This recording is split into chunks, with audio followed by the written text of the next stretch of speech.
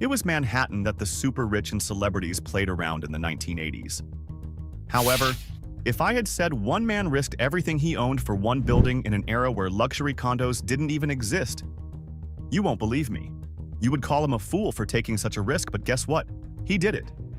He turned his $1 billion gamble into a global icon. Who is the man behind this story? None other than Donald Trump. Donald Trump is well known for his state business tactics, and this gamble was also a hint of his expertise in the field. Billionaire developer Donald Trump has put his name on a New York City hotel, shopping center, and apartment buildings, as well as a casino in Atlantic City. And now he's going to put his name on a big piece of Eastern Airlines. Look at this tweet.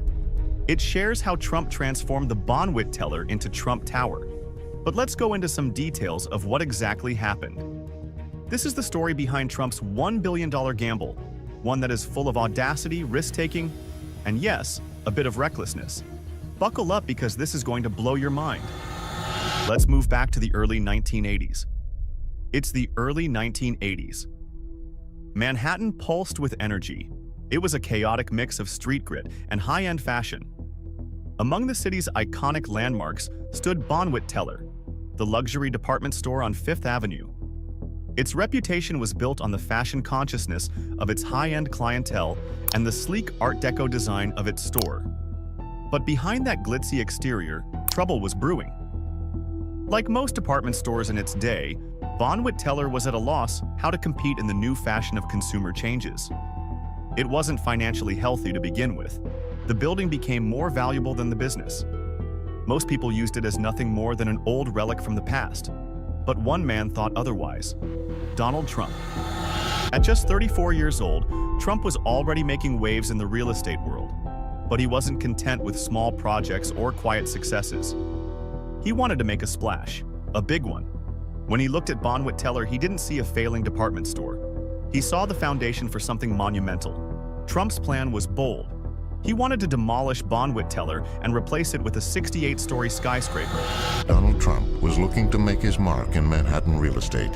And Donald came upon this site which had the Bonwit Teller building on it. It was kind of a landmark building. It was next door to Tiffany's. He loved it. It was to be called Trump Tower, 58 stories of high-end retail and high-priced condominiums. A building that would be a mix of luxury condos, offices, and high-end retail. But here's the twist. At the time, the market for luxury condos didn't even exist. That's right. Trump wasn't just building a skyscraper. He was betting on a whole new market that hadn't been proven yet. Critics were merciless. They called it irresponsible. They said Trump was in over his head. One analyst famously quipped, "Who's going to pay millions of dollars to live in a condo when they can buy a mansion for less?" If you think this sounds short-sighted, yes, it was. But Trump didn't flinch. He believed in his vision, even when no one else did. To him, Bonwit Teller wasn't just a department store. It was a stepping stone to creating a new standard for luxury living in Manhattan. Here's where the story gets really wild. To turn his dream into reality, Trump needed money, a lot of it. We're talking about hundreds of millions of dollars. So he did what any ambitious entrepreneur would do. He went to the banks. Trump managed to secure a $250 million loan from an alliance of banks, including Chase Manhattan. That's over $1 billion in today's money. And here's the kicker. Trump didn't have the kind of security most banks would demand for such a huge loan. What he did have was his reputation, his ability to sell a dream. And the banks bought into it. If you think this sounds like a crazy risk, oh, it was. A single misstep, a single delay, and the whole project could have crashed down, leaving Trump bankrupt. But he didn't just gamble the bank's money. He gambled his future on it. Now that the financing was in place, it was time to break ground. First, though, the old Bonwit Teller building needed to be destroyed. Sounds straightforward? Not exactly. Here's where the controversy began. The Bonwit Teller building wasn't just any old structure. It had stunning architectural details, ornate limestone friezes that were considered priceless works of art. Preservationists and art lovers begged Trump to save them, and initially he promised he would. Before he could begin construction, Trump had vowed to preserve two valuable sculptures. And these were absolutely beautiful Art Deco sculptures that had been promised to the Metropolitan Museum. But when the demolition began, guess what? The freezes were demolished. It was delaying Trump's construction, so he brings in a gang of workers to just break the stuff up, and boom, dust, gone forever. Trump later insisted it was a business decision. And we had to really take the building down. And there were many people that didn't want us to take it down. They wanted to try and preserve the building. But the building really was not worth, as an art building or an art deco building, That saving them would have been too costly, too time-consuming. Critics were unapologetic. The press was all over him. Trump suffers a major hit in his reputation in New York because people see this as an act of vandalism. But Trump didn't care. He had a tower to erect. Once the dust of the demolition had faded, the serious work began. This Trump Tower he designed for perfection, a beautiful glass-wrapped structure that would reinterpret Fifth Avenue once again. Every detail was meticulously planned, from the marble interiors to the gold-plated elevators.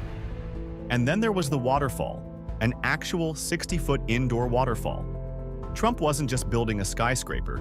He was creating an experience. It was a luxury redefined.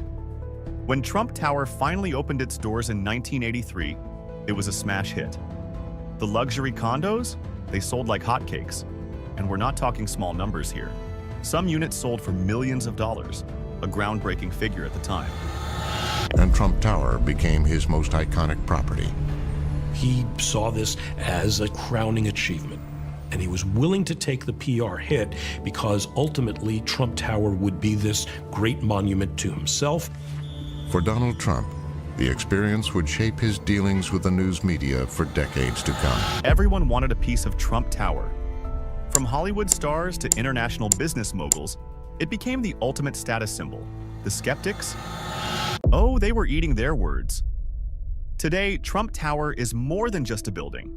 It's a symbol of ambition, risk-taking, and yes, a little bit of controversy. Love him or hate him, Donald Trump proved the doubters wrong with his $1 billion gamble. And in doing so, he changed the landscape of Manhattan forever. The story of Trump Tower isn't just about a building. It's about the power of vision and the willingness to take risks. It's about betting on yourself even when everyone else thinks you're crazy. So, what do you think? Was it brilliance or recklessness? Maybe it was a little bit of both. But one thing's for sure, Trump's $1 billion gamble paid off, and the world will never forget it. If you like this deep dive into Trump's $1 billion gamble, give this video a thumbs up, and don't forget to subscribe and hit the bell icon for more relevant videos in the future.